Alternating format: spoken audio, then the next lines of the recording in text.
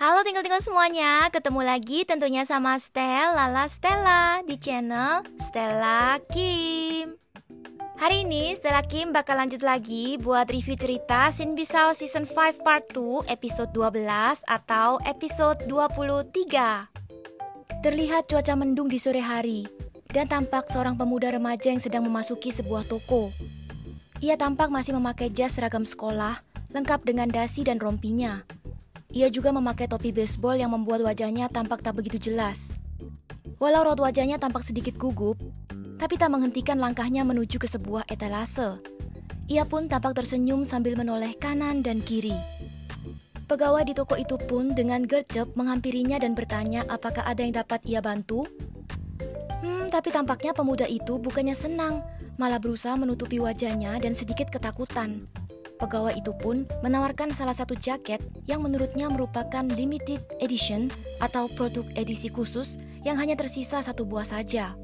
Pemuda itu masih terdiam dengan salah satu tangannya yang memegang topinya, tetapi dia juga memandangi jaket tersebut. Lalu, terdengar suara seorang pelanggan lain yang tampaknya membutuhkan bantuan dari pegawai tersebut. Ia pun akhirnya bergegas dan melayani pelanggan yang memanggilnya itu.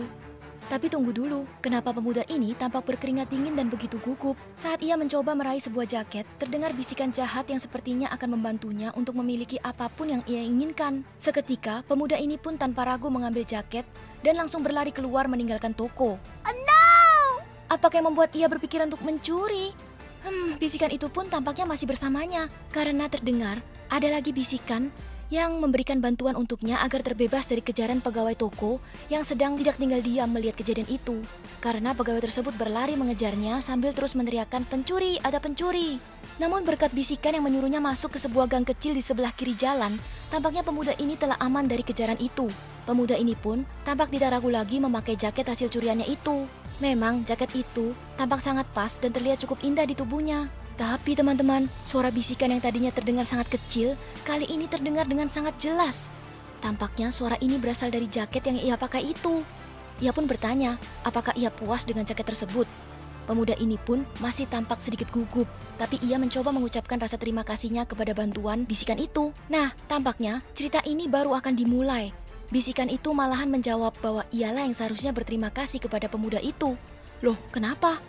Lantas pemuda ini pun terkejut, lalu bertanya-tanya kepada dirinya sendiri. Tapi tak lama kemudian jaket itu meleleh seperti cairan yang panas dan akhirnya bersatu dengan tubuh pemuda itu.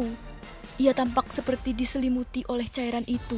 Wah, sepertinya ada makhluk yang telah bersembunyi lama di jaket itu dan akhirnya berhasil bebas serta menguasai tubuh dari pemuda ini. Kalau dipikir-pikir, pikiran jernih memang harus kita jaga ya Twinkle-Twinkle, karena pikiran dan niat yang buruk akan mempengaruhi suara hati yang buruk pula. Menurut kalian, jika pemuda ini tidak berniat untuk mencurinya, apakah ia juga akan mendengar bisikan jahat ini? Makhluk yang menguasai tubuhnya itu pun perlahan-lahan membuatnya tidak dapat bertahan lagi.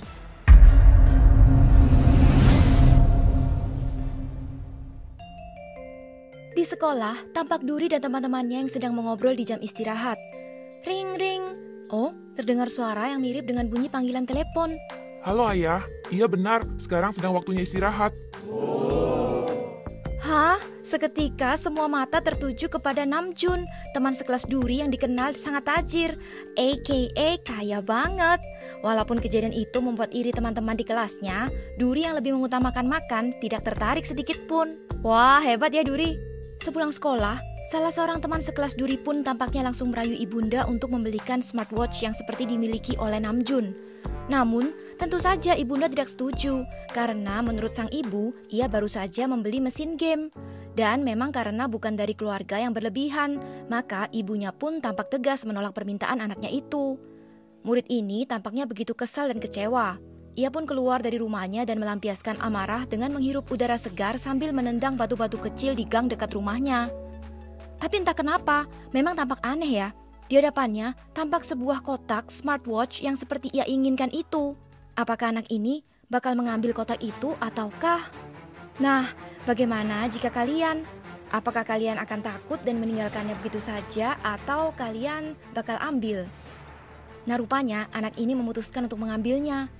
Jadi nampaknya sepertinya dia tidak mampu menahan godaan jahat itu. Jadi dia akhirnya mengambil dan malahan memamerkan kepada teman-teman sekelasnya di keesokan harinya. Pada saat teman-temannya juga takjub, mereka menanyakan di manakah ia mendapatkan smartwatch itu. Dan anak ini pun berbohong, dia mengatakan tentu saja ibunya membelikannya. Nah tapi sepertinya inilah yang dinamakan godaan hidup. Keesokan harinya, si Namjoon memakai sepatu sneakers yang terbaru. Dan itu juga tentunya membuat semua teman-temannya sekelas itu sangat iri. Si Duri yang sepertinya juga sedikit merasakan gelagat yang tidak baik dari temannya ini berkata, "Bukankah kau telah membeli sepatu sneakers yang baru minggu lalu?" Nah dia pun langsung membantah perkataan Duri dan mengatakan, "Tentu saja berbeda, stylenya saja beda. Janganlah pernah memaksakan ataupun menginginkan barang yang bukan milik kalian." Di halaman Shinbi's house tampak Hari, Hyunwoo, Duri, dan ketiga goblin sedang mengobrol dan menikmati snack. Nah tiba-tiba si Hyunwoo berteriak lalu mengatakan kalau, "Wah!" Tampaknya si Hyunwoo membaca berita bahwa ada smartphone terbaru yang canggih baru saja rilis. Teriakan Hyunwoo yang dahsyat memang membuat terkejut semuanya. Terlihat si Hyunwoo sangat menginginkan smartphone ini. Hyunwoo pun tampak memohon-mohon dan merayu kepada ketiga goblin. Hyunwoo berkata kalau gunakanlah tongkat ajaibmu untuk mendatangkan smartphone canggih ini. Tentu saja hal ini membuat si Gembi marah sekali karena Gembi pun mengatakan kalau tongkat ajaib goblin bukanlah digunakan untuk sesuatu hal yang sembarangan. Nah apalagi untuk show off atau memamerkan suatu barang atau benda kepada orang yang lain. Nah tentunya pasti tidak boleh dan tidak setuju. Hyunwoo yang tampaknya sangat menginginkannya juga menunjukkan kepada Hari. Lalu Hari pun berkata, "Apa yang beda?" Nah malahan si Gembi berkata dan menasehati si Hyunwoo. Gembi berkata jika kau serakah atau menginginkan barang yang berlimpahan atau berlebihan, nah nantinya akan didatangi oleh Mamon.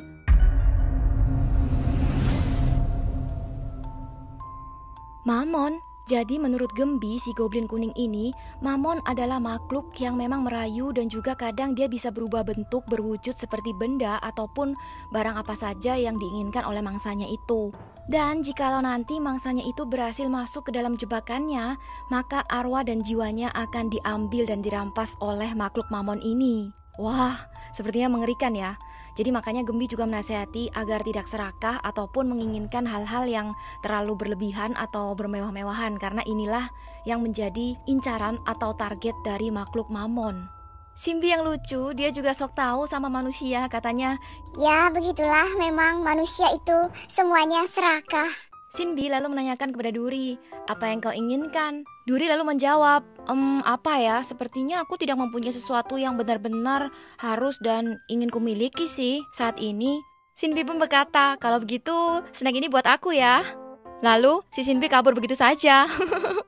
Dasar si Shinbi bisa saja. Tapi tampaknya teman Duri ini sepertinya masih belum bisa merelakan juga. Dia sepertinya juga masih menginginkan sneakers yang terbaru yang dimiliki oleh Namjoon. Dia pun mencoba merayu ibunya lagi pada saat di rumah. Dia berkata kalau bolehkah ia membeli sepatu baru. Padahal kan tadi Duri sudah berkata kalau dia baru saja membeli sepatu baru minggu lalu. Yah, apa boleh buat, ibunya pun tentu saja menolak. Ia pun tampak kembali ke kamarnya tetapi dengan raut wajah yang sangat kecewa. Lalu tampaknya muncul lagi bisikan jahat dan kali ini muncul dari jam tangan yang kemarin dia temukan, yaitu smartwatch. Ia pun akhirnya menggunakan akun shopping mall yang dimiliki oleh sang ibu dan mencoba untuk belanja dan membeli sepatu baru seperti yang dimiliki oleh Namjoon. Dan keesokan harinya ia pun berkaca di sebuah kaca yang ada di sekolah. Lalu dia pun terkejut melihat wajahnya yang setengah telah berubah di kaca tersebut. Nah, sepertinya makhluk Mamon ini telah menguasainya baru saja setengah karena dia juga tadi baru saja berbisik kalau satu kali lagi. Jadi maksudnya apabila anak ini mengikuti atau menuruti perintahnya satu kali lagi, dia dapat menguasai seluruh tubuh dari anak ini. Wah.